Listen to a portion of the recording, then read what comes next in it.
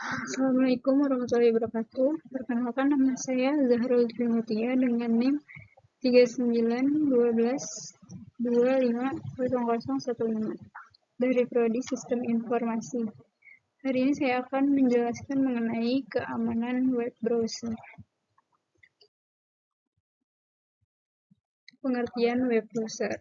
Web browser disebut juga dengan peramban atau perangkat lunak yang berfungsi menampilkan dan melakukan interaksi dengan dokumen-dokumen yang disediakan oleh server web.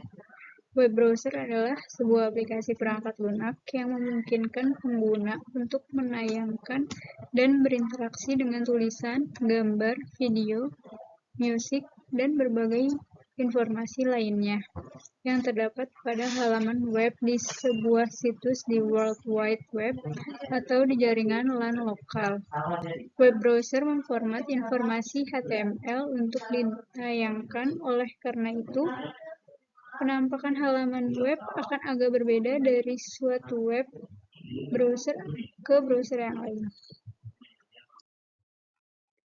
Cara kerja web browser, misalnya seorang yang bernama A ingin membuka blog ini, kemudian dia mengetikkan alamat URL-nya dari blog kepada browser. Kemudian alamat tersebut akan dilewatkan oleh suatu protokol HTTP melewati port 80 atau 443 pada server. Web browser akan mengirimkan suatu aturan yang biasa disebut protokol. Protokol yang biasa digunakan adalah TCP atau IP. Setelah dikirimkan ke web browser, maka web browser akan merespon request dari web browser tersebut. Web server akan memeriksa web file, apakah ada atau tidak alamat yang di-request oleh browser tadi dan mengirimkan kembali. Lalu browser akan menerjemahkan coding HTML yang dikirimkan oleh server menjadi suatu halaman web seperti yang Anda lihat sekarang. Namun, jika halaman tersebut tidak ada di dalam web server, maka respon yang dikirimkan berupa pesan dengan node 404 yang berarti tidak ditemukan.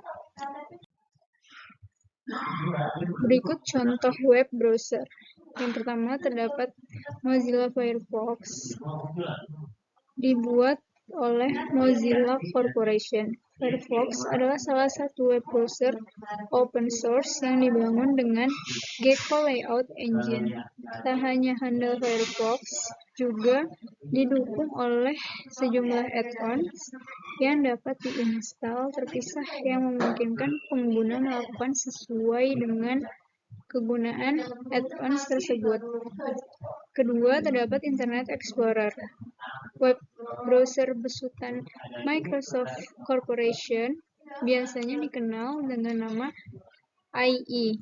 Pada versi ini dikenalkan salah satu fitur baru dari Web Slice. Web Slice merupakan pilihan akses langsung di favorit bar yang muncul di setiap kali browser web dibuka. Web Slice bisa terdiri dari preview keseluruhan dari sebuah website yang disajikan dengan ukuran kecil tanpa kita membuka tab baru mengunjungi website tersebut. Konten dari Web Slice sebuah website bergantung dari penyedia website menyajikan konten yang masuk ke Web Slice. Ketiga, terdapat Safari, dibuat oleh Apple Inc., perusahaan yang juga memproduksi komputer, yaitu seperti Macintosh, iPod, dan juga iPhone. Dibangun dengan browser engine atau WebKit, juga adalah browser engine pertama yang lulus tes ACID 3.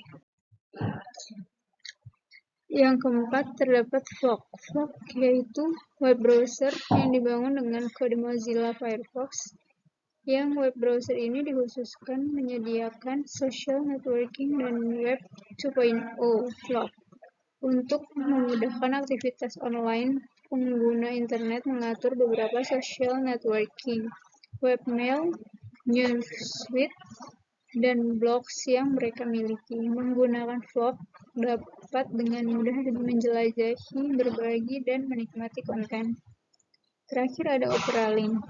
Opera dikembangkan oleh Opera Software Company, yaitu salah satu web browser dan juga internet suite.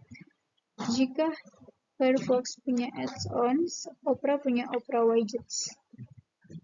Sebuah aplikasi web kecil yang dijalankan bersamaan dengan Opera yang mempunyai kegunaan tertentu, layaknya add-ons Firefox. Terdapat hijacking. Hijacking adalah suatu kegiatan yang berusaha untuk memasuki atau menyusup ke dalam sistem melalui sistem operasional lainnya yang dijalankan oleh seseorang. Bisa disebut dengan hacker. Sistem ini dapat berupa server, jaringan atau networking, LAN atau WAN, situs web, software, atau bahkan kombinasi dari beberapa sistem tersebut. Terdapat session hijacking adalah proses pengambil alihan session yang sedang aktif dari suatu sistem. Keuntungan dari cara ini dapat membypass proses autentikasi dan memperoleh hak akses secara langsung ke dalam sistem. Tipe session hijacking ada dua, yaitu hijacking pasif dan juga aktif. Jika pasif, penyerang hanya menempatkan diri di tengah-tengah dari session antara komputer korban dengan server dan hanya mengamati setiap data yang ditransfer tanpa memutuskan session aslinya. Hijacking aktif, penyerang mencari session yang sedang aktif dan kemudian mengambil alih add-on tersebut dengan memutuskan hubungan on aslinya.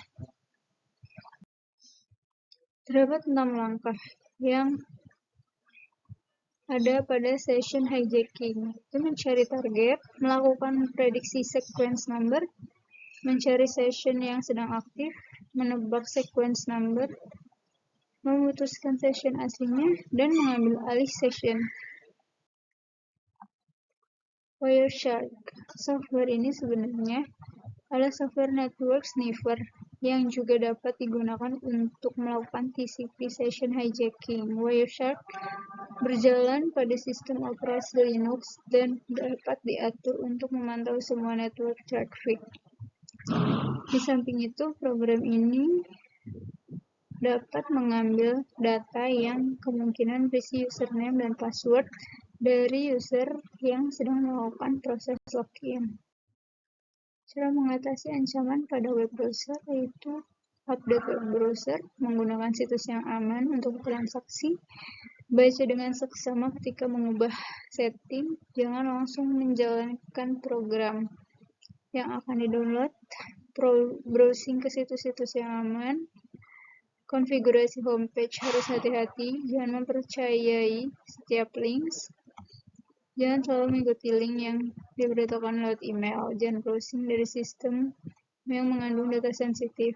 Serangan banyak dilakukan pada web browser yang populer, minimalkan penggunaan plugins, minimalkan penggunaan cookies, perhatikan cara penanganan dan lokasi penyimpanan temporary files, minimalkan penyimpanan password.